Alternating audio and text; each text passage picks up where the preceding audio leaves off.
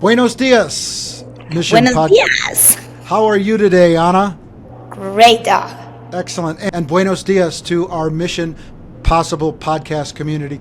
I'm your host, Doug Dvorak, and I'm extremely excited to bring you inspiring stories from incredible guests.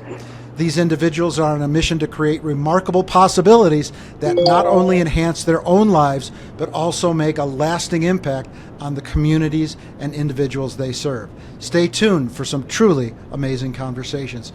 My guest today, all the way from Mexico City, Ciudad de Mexico, is Chef Ana Martorell, who lives and works in Mexico City.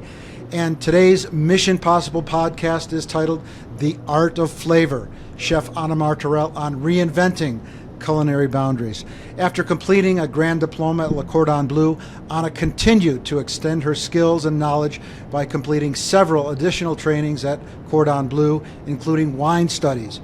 Her career path since her studies have been full of enriching experiences and responsibilities.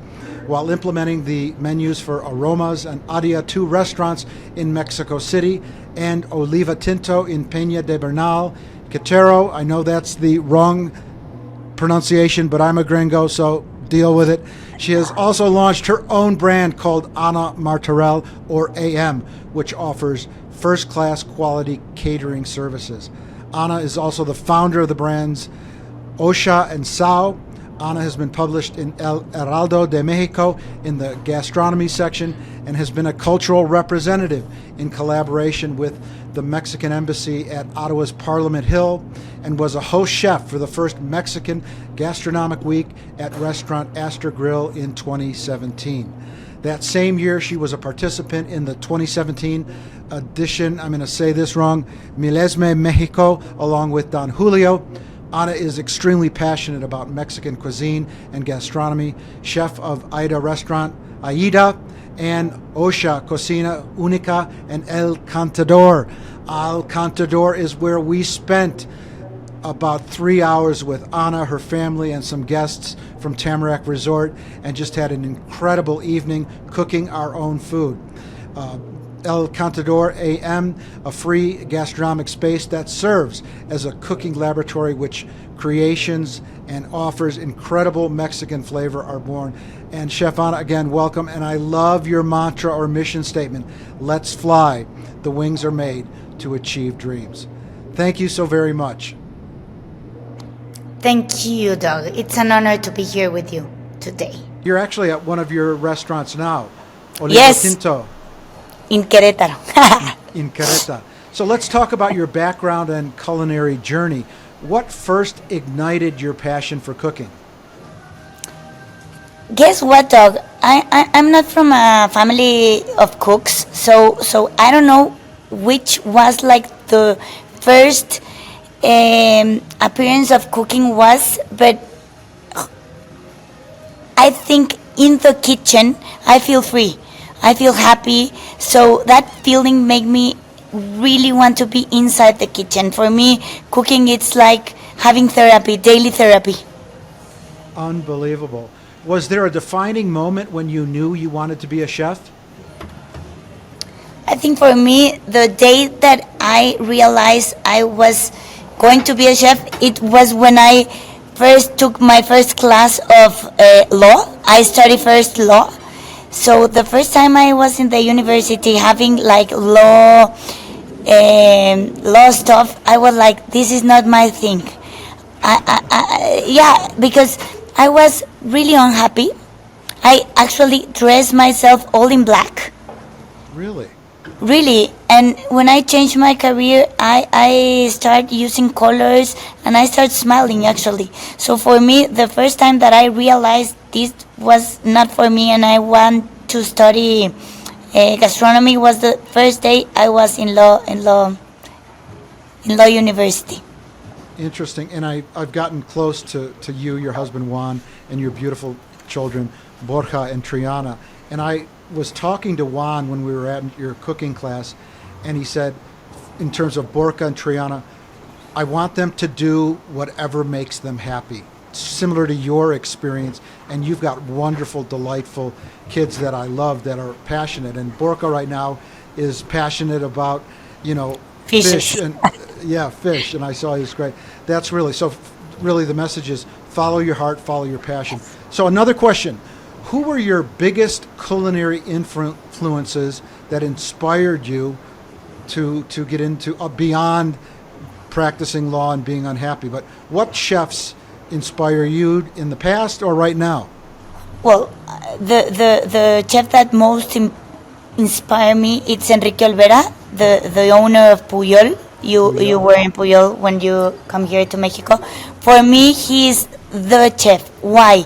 Because he took all the Mexican gastronomy out from Mexico, but in another way. It was like the proud Mexican food. So for me, Enrique Olvera, it's the one that I admire the most, and it's really special for me. Excellent. And I think I speak for most Americans. When we think of Mexican food, we think of fast food, Taco Bell, or a Mexican family. Tex-Mex. Tex-Mex. But we have eaten at Pujol, a Michelin-starred restaurant. It was the best restaurant I've ever eaten at. And I've been to other Michelin stars around the planet. It was like attending a symphony or a ballet. Everything was choreographed. It was a 4-hour experience.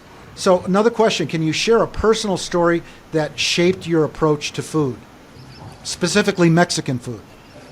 Okay, I went to Chiapas, that it's a great state of Mexico, and actually it was so simple what I ate, but it was so cooked from the heart. It was a comal, a big the comal, it's like a big pan where the tortillas are made. So there was like a lady from Chiapas making tortillas with cheese. So she was making quesadillas with beans and salsa. That was it. But the reference that she was making to the comal, the way she really was enjoying what she was doing, the proud she sent from Mexican cuisine, for me was like the best experience I've ever had in Mexico. It was gorgeous. She was dressed with Mexican, like this one, but it's made handmade. She was all dressed with Mexican t-shirts and shirts and everything. She was so nice with all of us. It was perfect. Excellent. Ana, what's the biggest lesson you've learned from working in the kitchen?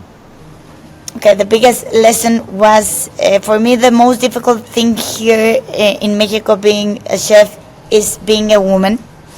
It's very difficult being a woman in this career because all of the chefs are men. So, like the difficult part, it was like in my first restaurant kitchen that all of my people were men, and when you say something or give an order, they listen with one ear and that was it. They didn't listen to you with respect.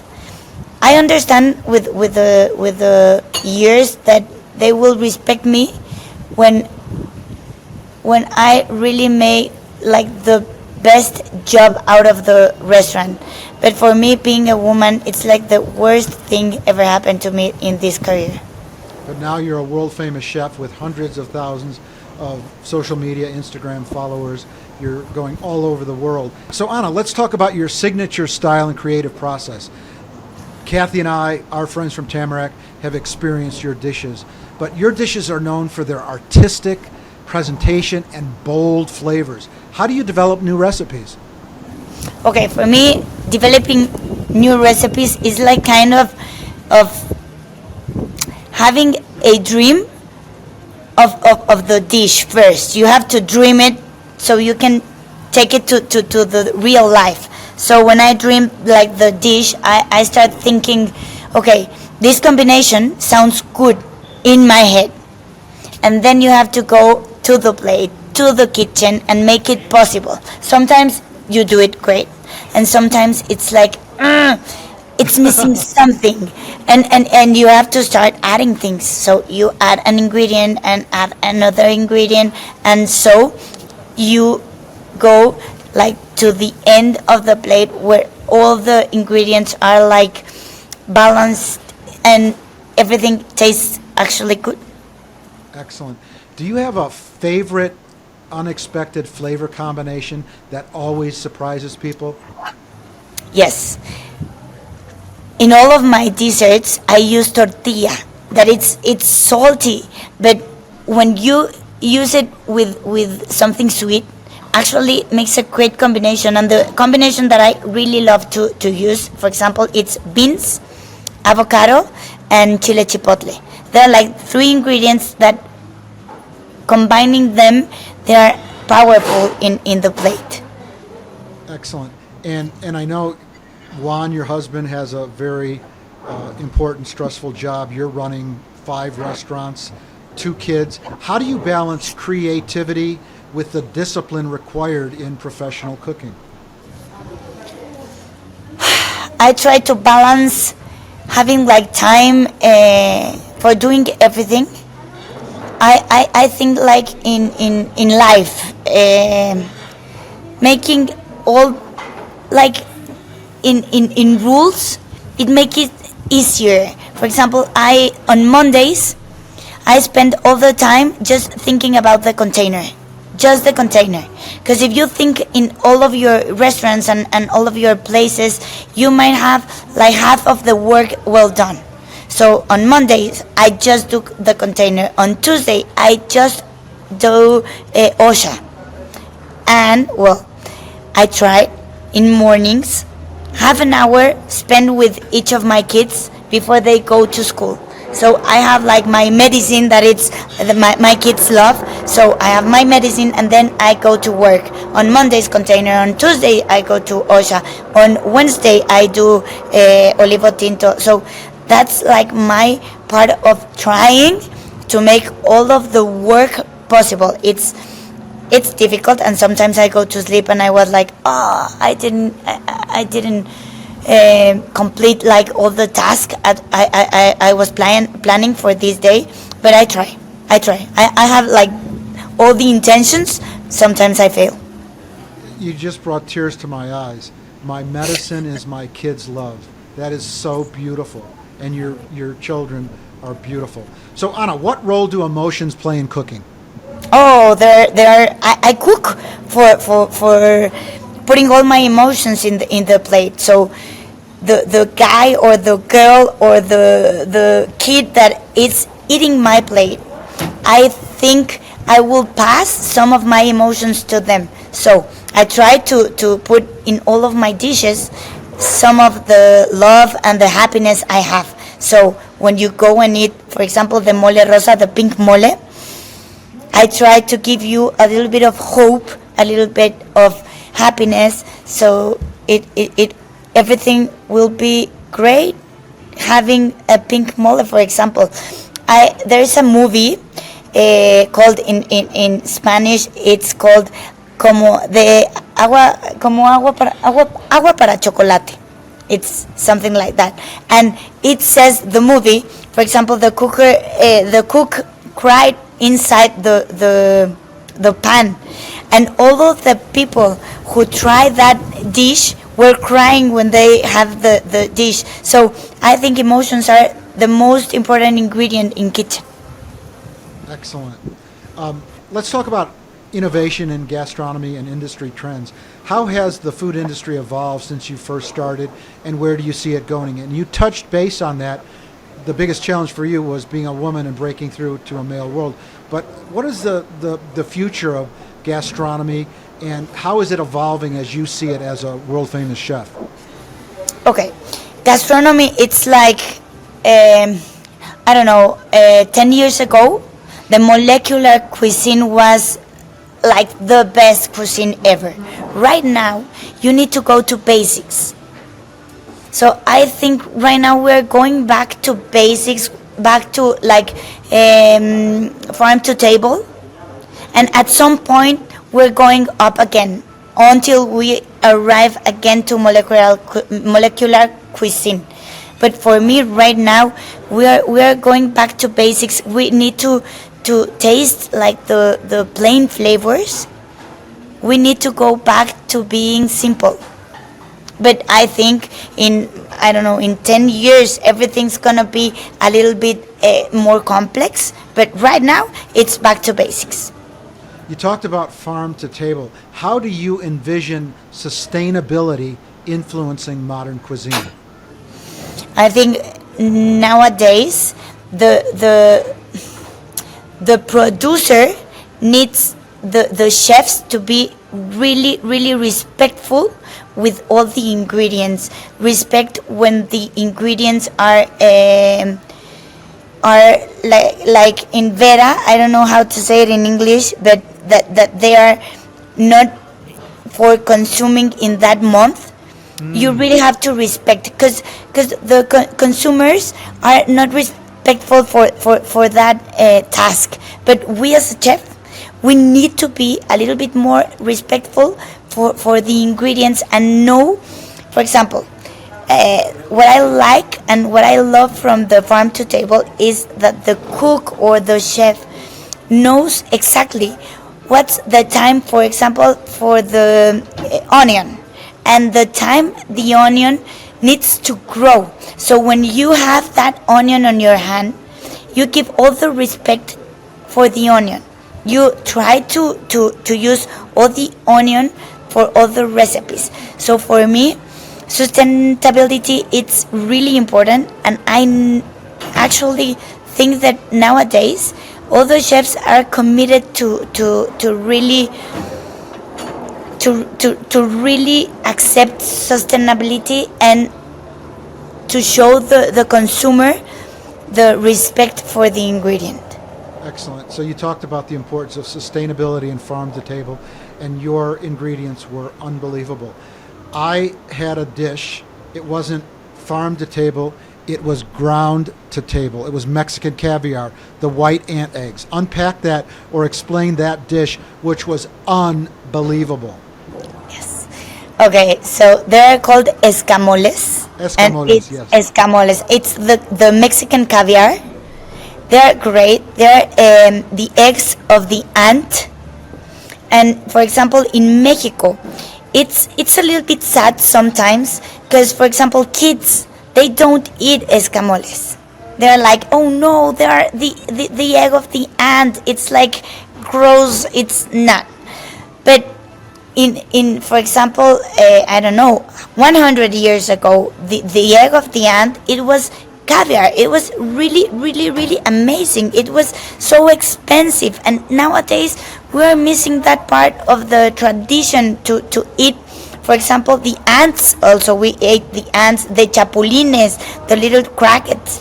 We ate the eggs. So I think we have to do something in that traditional cooking with insects. So our kids, more Mexicans, start eating the insects like we used to, with pride. Excellent. Ana, do you think cultural heritage and traditions are at risk in today's fast-moving lifestyle and food industry?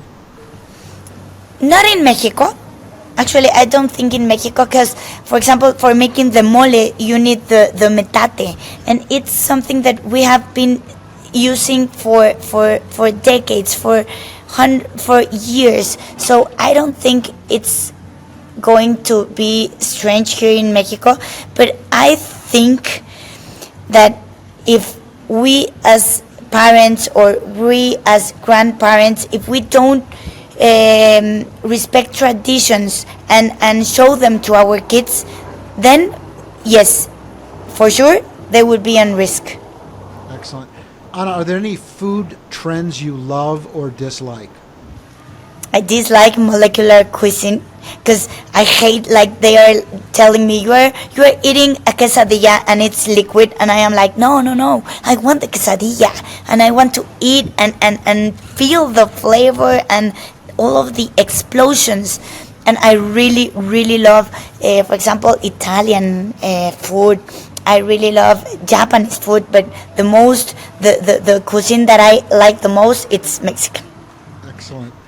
Ana, can you share a moment of failure that ultimately led to a breakthrough? The moment I recall, it's when I left my first restaurant. It was a very hard time for me because I worked a lot in that restaurant called Aromas.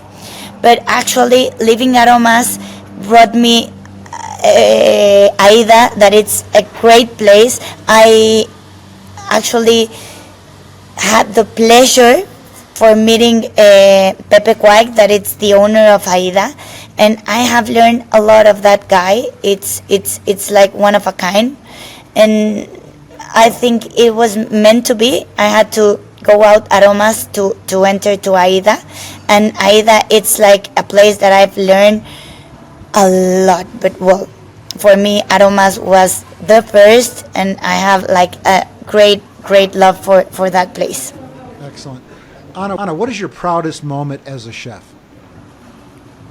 Okay, it's funny, but when I started in Le Cordon Bleu, I went to receive my diploma, and the chef that gave me all the classes, I was like, chef, yay, I am a chef right now, no? And he was like, oh no, here's your diploma, but chef, it's a big word for you right now.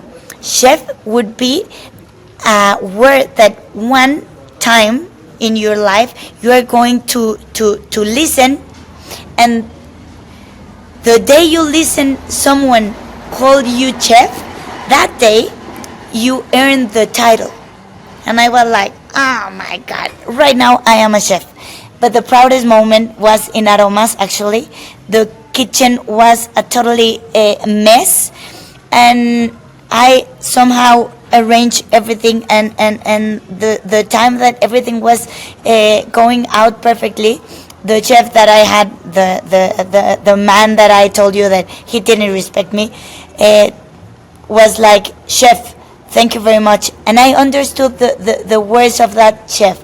That day, I was proud of being a chef, but it was 10 years later of that day. So I was like, okay, right now, I earned the title. For me, that was like a perfect moment. So I want you to think back over your incredible and illustrious career on an event that you thought you had all the planning, the great ingredients. Have you ever had to completely change a dish or a concept in the moment because of an emergency? And if so, share that with us. I have tons of that. Tons. It's like, okay, when you hire a chef, it's for that emergency, not for giving you like a perfect event. The perfect event, I will do it great, but another chef will do it greater. But when you have like some complication, or I don't know, the fridge is not working, the oven it's not working, there you need a chef that could make like a plan B possible.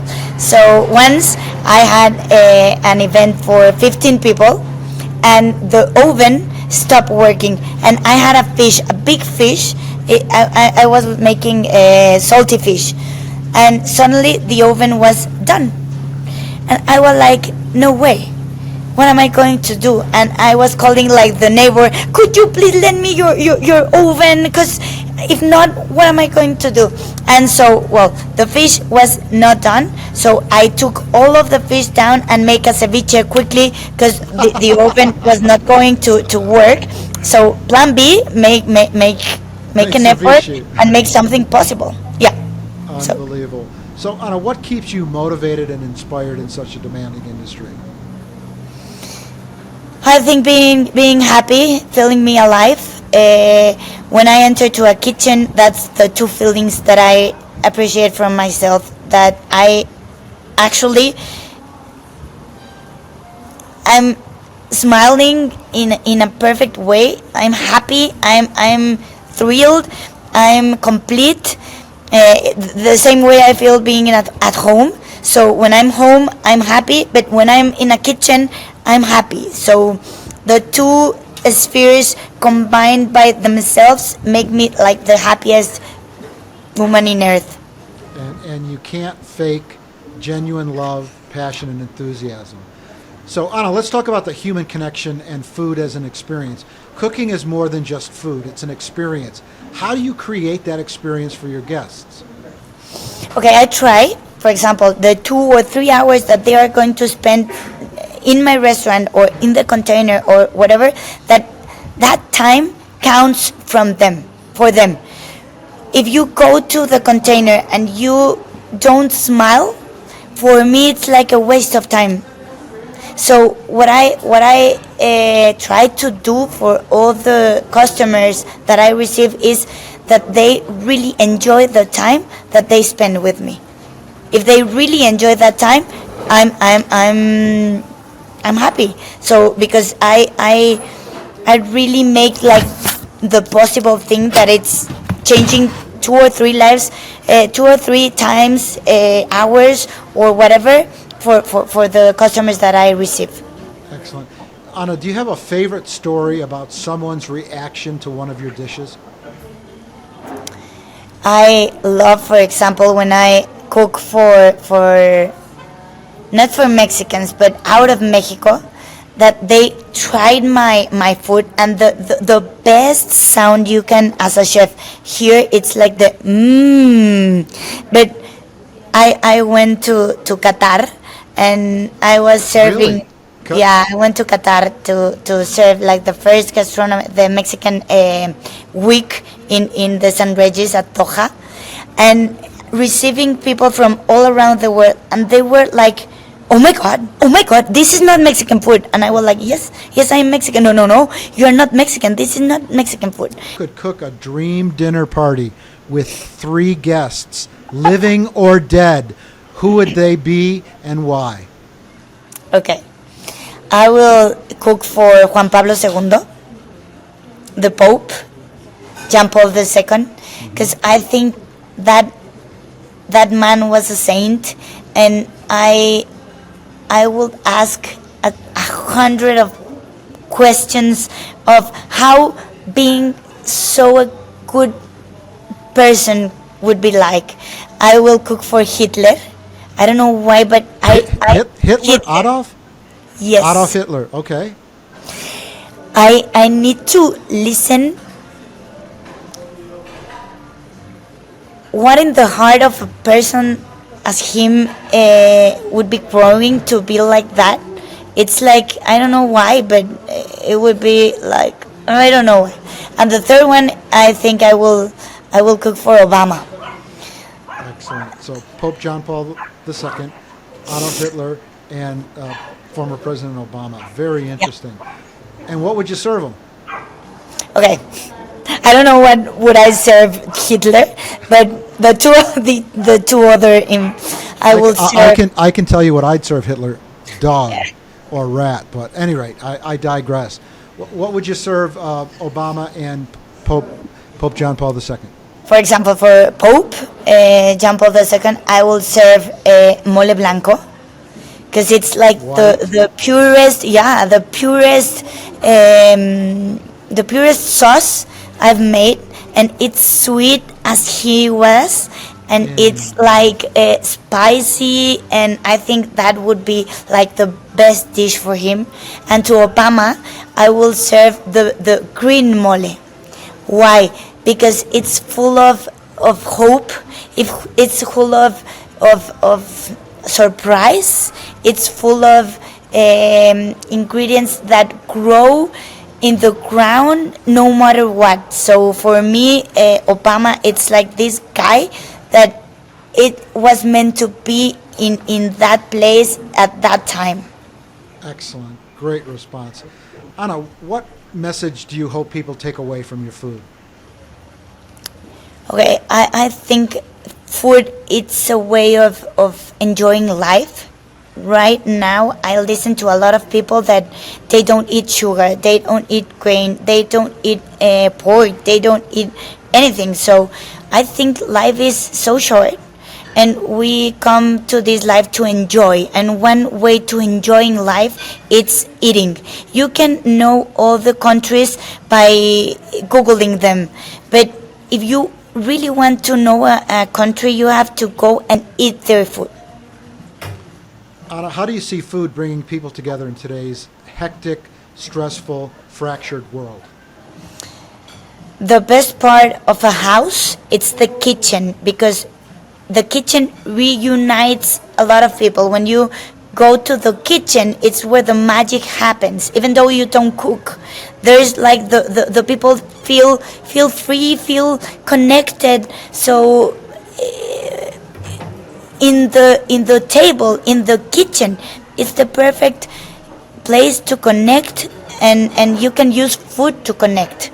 Food to just hang on, to take the business in all everything. I see like food, it's really important if you give them the importance that food deserves.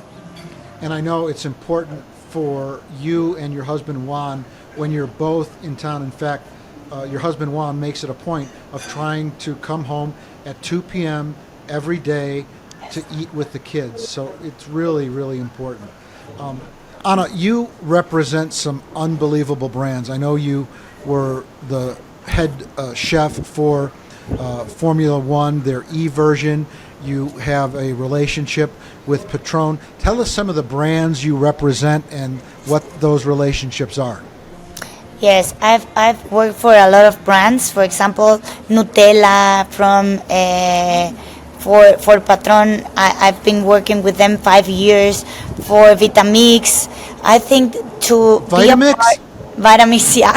So, when I first met Kathy 35 years ago, we were in Chicago at the automobile show, and they had a Vitamix where they had the gentleman doing all his magic, and I bought one. It lasted me 35 years. I love a Vitamix. I'm sorry to interrupt you, but so Vitamix, No. Nutella, Nutella with Patron tequila. Yeah, I think it's a great product. So you have to be so respectful for all of your followers, and not to recommend something that you are not going to use. So I am so respectful for the brands that I choose, or the brands that they choose me. If I don't really believe in their brand, I won't be working with them, because I respect my followers. So everything and all of the brands and all of the products that I will recommend in my social media, there are brands that I totally use in my house. Excellent. So Ana, we are done with the traditional questioning. Now we're going to the rapido round. The rapid fire round. When I ask you a question, one word or a short phrase. Are you ready, Chef Ana? I'm ready. Sweet or savory? Savory. One dish you could eat every day. Rice and beans. A guilty pleasure. Chocolate. Favorite spice or herb? Cilantro. Least favorite food trend? Molecular cuisine. Yes. One kitchen rule you never break. Wash your hands. A dish that instantly reminds you of your childhood. Meatballs. One ingredient you refuse to cook with.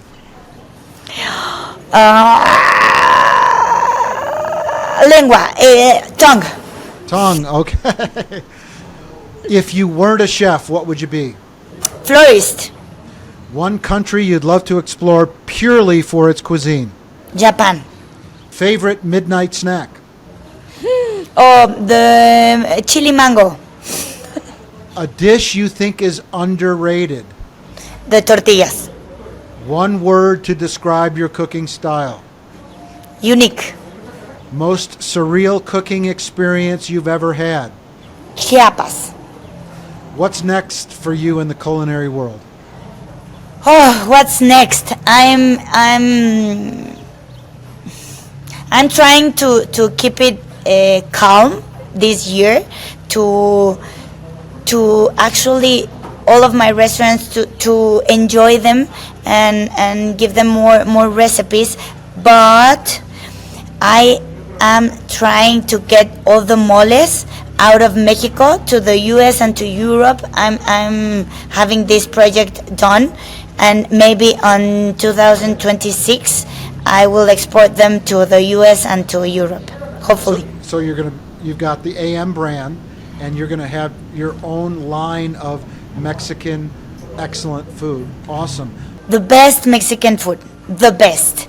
You have more than 7 moles, but mainly 7 moles in Oaxaca, and you can try them, and they are so different one from another, but they are like the same but different. You can go to the market and eat on the market the crickets. You can go, and we have a lot of history in that place, but gastronomical, we are really rich in that state. For me, Oaxaca, it's like where Mexican gastronomy is born, and I am really proud to be Mexican and to be not only Mexican but to have been several times to Oaxaca. And for me, it's you have to go to Oaxaca. You have to go to Mexico City because you can eat like all of the country cuisines, but in Oaxaca, it's really great. If you are going to Mexico, you have to go to Oaxaca, you have to go to Chiapas, you have to go to Veracruz, but mainly to Oaxaca. And you have to go to my restaurants, because my restaurants have like the best Mexican cuisine. The best Mexican cuisine and the best mole ever. Our Mission Possible podcast community would like to get a hold of you. How can they reach you? Well, in Instagram is like the social media that I'm more active, and it's Chef Ana Martorell with double L at the end. Chef Ana, it's been a high honor and privilege to have you as our guest. Mission Possible podcast community, please check us out at missionpossible.biz. Good luck and carpe diem.